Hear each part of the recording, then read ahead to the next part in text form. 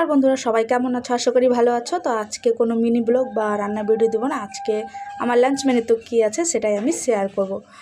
তো চলো বেশি দেরি না করে ভিডিওটা শুরু করা যাক। তো আমি স্টিলের থালা নিয়ে নিয়েছি। তো দেখো, প্রথমে ভাত নেব। তোমার ভাত, এই দেখো, প্রথমে ভাত নিয়ে নিলাম। আর আজকে যেহেতু সব নিরামিষ, কোনো আমিষ নয়।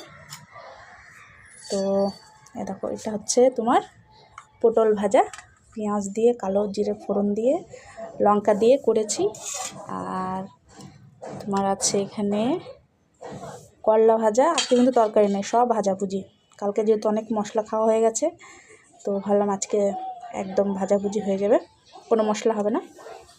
এটা হচ্ছে বেশ কড়া কড়া করে করলা ভাজা করেছি, তোমার বেশি করে পেঁয়াজ দিয়ে লঙ্কা দিয়ে।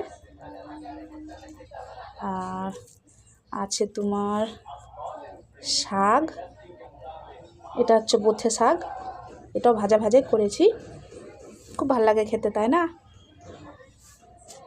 আর আছে তোমার এটা আছে ভাজা। এই দেখো, এখানে আছে তোমার সিম, বেগুন, আলু দিয়ে একটা ভাজা করেছি, এটা খুব ভালো লাগে খেতে।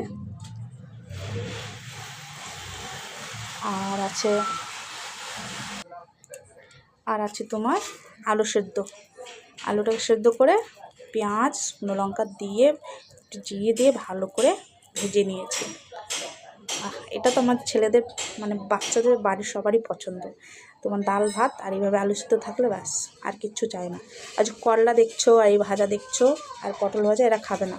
হয়তো একটু শাক নেবে, আলু সেদ্ধ নেবে আর ভাত নেবে, আর লঙ্কা আর পেঁয়াজ। দেখো, এটা দিয়ে আমার বাড়ির বাচ্চাগুলো খেয়ে নেবে ভালো করে। আর আছে তোমার এদিকে ডালটা সাইডে রাখলাম। আর এদিকে দেখো, তোমার গ্লাস নিয়ে নিলাম, 1 গ্লাস জল। আর এটা কিন্তু মসুর ডাল, তোমার পেঁয়াজ দিয়ে রসুন কাঁচা লঙ্কা আর টমেটো দিয়ে ডালটা করেছি।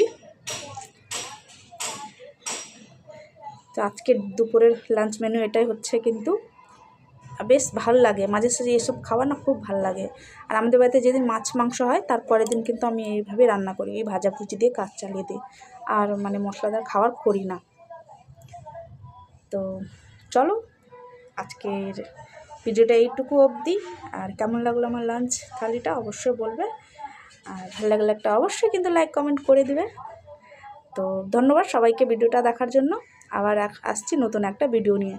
চলো, আজকের জন্য টাটা।